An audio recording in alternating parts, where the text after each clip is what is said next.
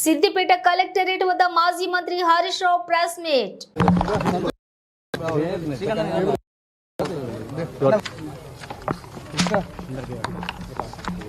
తీసుకోనికి ఎవరో వచ్చిందని తెలిసి రివ్యూ చేసుకుంటాం.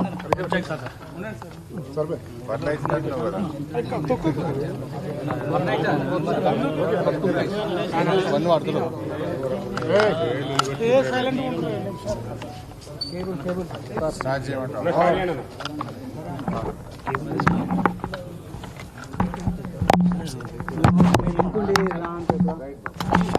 రాష్ట్ర ప్రభుత్వం యొక్క నీటి నిర్వహణలో వైఫల్యం వల్ల, రాష్ట్రంలో విద్యుత్ నిర్వహణలో లోపాల వల్ల రాష్ట్ర వ్యాప్తంగా లక్షలాది ఎకరాల్లో పంట ఎండిపోయి రైతులందరూ కూడా తీవ్రమైనటువంటి ఆందోళనలో ఉన్నారు.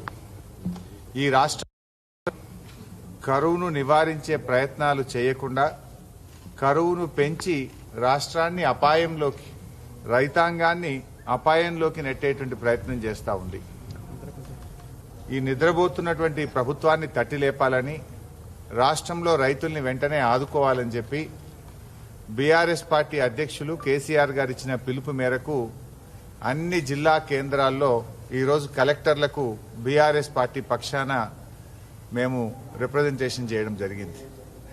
ముఖ్యంగా ఈ రాష్ట్ర ప్రభుత్వ తీరు ఎట్లా ఉందంటే, దొంగలు పడ్డాక 6 నెలల కుక్కలు మొరిగినట్టు ఇవాళ కేసీఆర్ గారు పొలం బాట పట్టిన తర్వాత కంటి తుడుపు చర్యలు ప్రారంభించారు.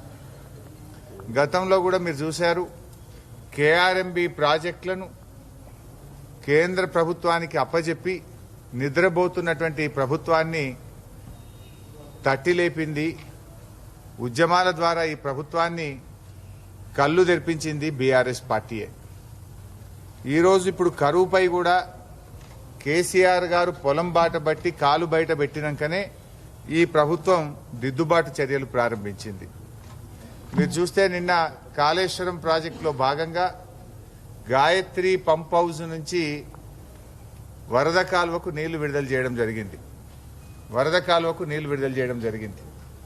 అదేవిధంగా సాగర్ ఆయకట్టుకు కూడా నిన్న నీళ్లు విడుదల చేశారు. ఇది ఎప్పుడు చేసిండ్రు? కేసీఆర్ గారు నల్గొండ జిల్లా